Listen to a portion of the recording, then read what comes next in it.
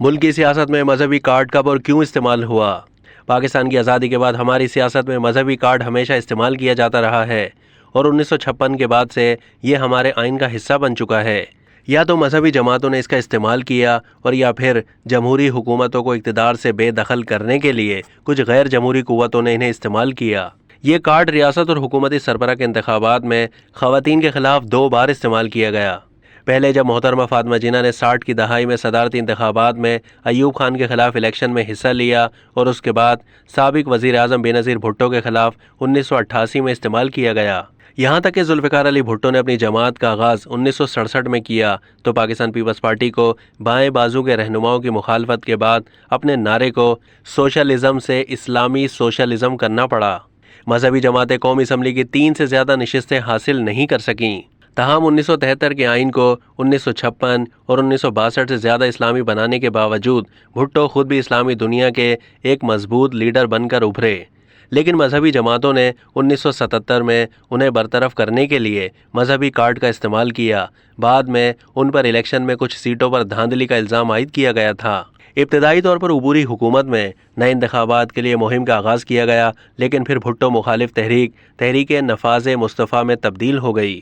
حتیٰ کہ اتوار کے بجائے جمعے کی چھٹی کا بھٹو کا اعلان اور شراب پر پابندی عائد کرنا بھی انہیں نہ بچا سکا، اور 5 جولائی 1977 کو مارشل لا نافذ ہو گیا۔ پھر جنرل ضیاء الحق نے مذہبی جماعتوں سے مذہبی کارڈ کو ہائی جیک کر لیا اور اسے اپنے اقتدار کو طول دینے کے لیے استعمال کیا۔ ایک غیر مثالی اقدام میں انہوں نے ایک ریفرینڈم کرایا جس میں اسلامائزیشن کے حوالے سے 5 سوالات پوچھے گئے تھے۔ مثبت جواب کا مطلب تھا کہ وہ بطور صدر 5 سال تک قائم رہیں گے۔ صرف 5% لوگوں نے ان کے لیے ووٹ کیا، لیکن سرکاری نتائج میں دکھایا گیا کہ 95% لوگوں نے ان کے لیے ووٹ کیا۔ 1988 کے انتخابات کے دوران اس وقت کے ISI چیف مرحوم جنرل حمید گل نے اس وقت یہ مذہبی کارڈ استعمال کیا جب انہوں نے IJI یعنی اسلامی جمہوری اتحاد بنایا۔ اس نے بے-نظیر بھٹو کے خلاف مہم چلائی، لیکن لوگوں نے بے-نظیر بھٹو کے لیے ووٹ کیا اور وہ اسلامی دنیا کی پہلی خاتون وزیر اعظم بن گئیں۔ پھر افغان جنگ کے دوران بھی مذہبی کارڈ کا استعمال کیا گیا، جس میں مدرسے کے طالب علموں اور افغانستان میں سوویت یونین کے قبضے کے خلاف لڑنے والے اسلامی جنگجوؤں کو پہلی ترجیح دی گئی۔ جنرل ضیاء کے 11 سالہ دور اقتدار میں سینکڑوں ہزاروں مدرسے قائم کیے گئے اور اس وقت وہاں 20 لاکھ طالب علم ہیں۔ کیونکہ ان میں سے زیادہ تر اسلامی مدارس دیوبند مکتبہ فکر کے کنٹرول میں ہیں، تو دیگر پارٹیوں کے مقابلے میں JUI کا ان پر مضبوط کنٹرول ہے۔ یہ پہلی بار تھا کہ مذہبی جماعتوں نے پارلیمنٹ میں اتنی زیادہ نشستیں حاصل کیں اور پہلی بار KP میں حکومت بنائی۔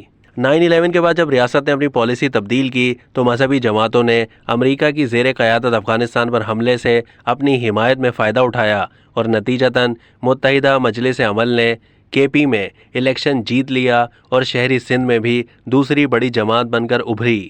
یہ پہلی بار تھا کہ مذہبی جماعتوں نے پارلیمنٹ میں اتنی زیادہ نشستیں حاصل کیں اور پہلی بار KP میں حکومت بنائی۔ بعد میں عمران خان کی زیر قیادت PTI کے آنے کے بعد 2013 اور 2018 میں الیکشن میں کامیابی حاصل کی اور JUIF اور جماعت اسلامی کو سب سے زیادہ نقصان ہوا۔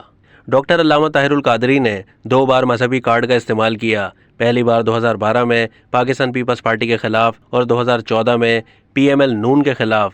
اس دوران ماڈل ٹاؤن سانحہ ہو گیا جس میں پارٹی کے کئی کارکنان مارے گئے۔ علامہ خادم رضوی اور تحریک لبیک یا رسول اللہ کے ابھرنے سے ہماری سیاست کی ایک نئی سمت طے ہوئی اور مذہبی کارڈ کا بہت زیادہ استعمال ہوا۔